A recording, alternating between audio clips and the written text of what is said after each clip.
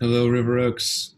Welcome into my study. It's Wednesday afternoon and the thunderstorms are gathering outside. And I thought I would give you a brief introduction to the book of Genesis. We're switching from Romans to Genesis from now through to the beginning of Advent in December. And so I thought it would be helpful just to give us a refresher of where we are in Genesis. It's been a year, almost to the day, since we've been in Genesis. And I thought it would be helpful just to remind ourselves of the themes and the actors and the characters, and just in order to get a little orientation to where we will be for the next few months. So I'm going to share my screen with you so that you can see what I am going to do, just to try to diagram for you a little bit what we see in Genesis.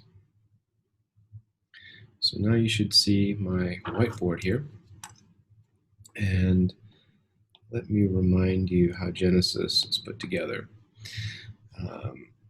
You remember that the main theme of Genesis is God's determination to bless his people despite our rebellion. God's determination to bless his people despite our rebellion. Genesis opens with creation,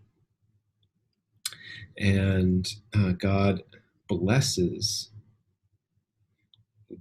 his people, Adam and Eve. And the Hebrew word there is barak. And at the end of Genesis, we see Jacob blessing his sons with a blessing suitable to them. That's in Genesis 49, and this is in Genesis 1 to 2. And in the middle, essentially what we see is the need for God's blessing because of sin. So Genesis starts with the creation of all things, and then we have the fall, which is Adam and Eve's rebellion. And following that, we have this promise in Genesis 3:15 that God would send a son born of the woman to redeem us from the curse and the wrath of God. That promise is passed on through several covenants. Remember, we see Noah, who receives a covenant, and this is in Genesis 6 to 11. And then we see Abraham receive that covenant, and he's in chapter 12. We see that covenant in chapter 12, and 15, and 17. And then the covenant passes to Isaac, and then to Jacob. And this is where the Jacob story ends in chapter 35 of Genesis. Now, Joseph is one of Jacob's 12 sons, and Joseph is the one that God is going to choose to lead his people at this point into Egypt, really for their protection, but also for their blessing.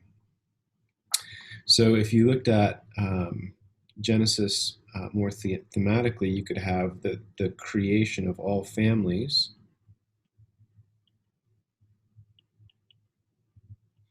and here you have the creation of the covenant family. And really, the creation narrative, in one sense, goes from chapters 1 to 11, and the patriarchal narrative goes from chapters 12 to 50. So sometimes theologians call this primeval history, and this patriarchal history. We could further divide the book. If this is chapters 1 to 11, we could divide 12 to 50 similarly into two parts, where you have 12 to 36 and 37 to 50. And so this is basically creation, fall, flood, Babel. And here we have Abraham, Isaac, That's not how you spell Isaac. Actually, or how you spell Abraham. You know how I mean Abraham, Isaac, and Jacob. And really, this is the story of Joseph in Genesis 12 to 50. So that, just by way of reminder, in terms of the timeline of where we are, Abraham lived about 2200 BC, and Joseph is about 1900. It's the Middle Kingdom in Egypt. And then you have Moses, who's about 1450. And you remember that the Israelites are slaves in Egypt for 400 years here. And then you have, after Moses and the Exodus, and all of that in Sinai,